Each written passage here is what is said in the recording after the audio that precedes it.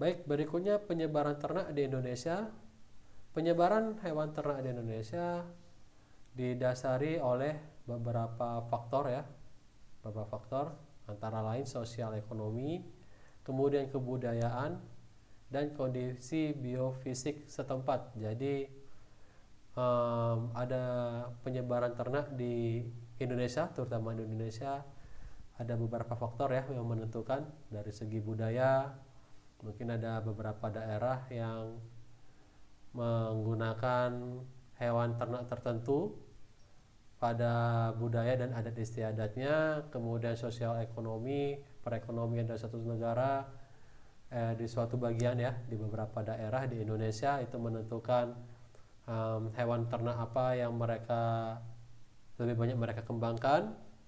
Kemudian kondisi biofisik setempat, kondisi topografi, lingkungan dan sebagainya itu juga menentukan penyebaran ternak di Indonesia. Data statistik peternakan menunjukkan bahwa dominasi jenis ternak cukup bervariasi dari suatu daerah ke daerah lainnya. Jadi dari statistik peternakan, kalau kita buka data ya dari BPS atau sumber lainnya, ternyata di setiap daerah memiliki variasi penyebaran jenis ternak. Contohnya apa? Contohnya sapi perah banyak dikembangkan di Jawa Tengah dan Jawa Timur. Jadi masyarakat di sini cukup akrab ya, cukup banyak yang melakukan usaha budidaya sapi perah, sehingga populasinya jenisnya juga cukup banyak ditemukan di daerah tersebut. Untuk sapi potong banyak ditemukan di Pulau Jawa, terutama Jawa Tengah dan Jawa Timur.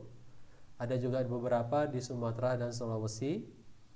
Kerbau banyak ditemukan di Nanggur Aceh Darussalam atau NAD ya, Nanggur Aceh Darussalam, dan beberapa provinsi lainnya di Pulau Sumatera.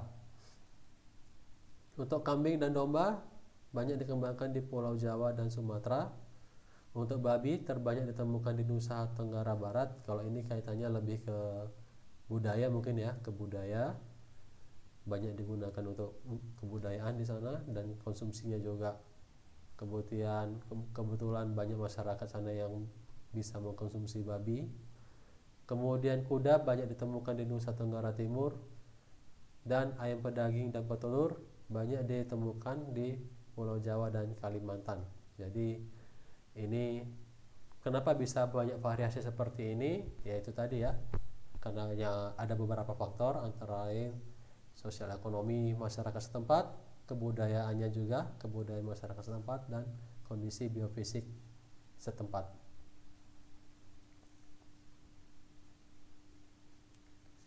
Baik, mungkin itu saja perkuliahan kita pada hari ini.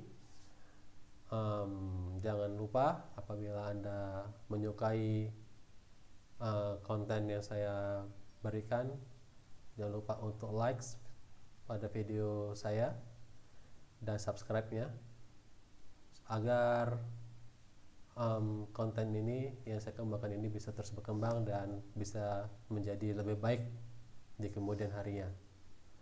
Terima kasih. Wassalamualaikum warahmatullahi wabarakatuh.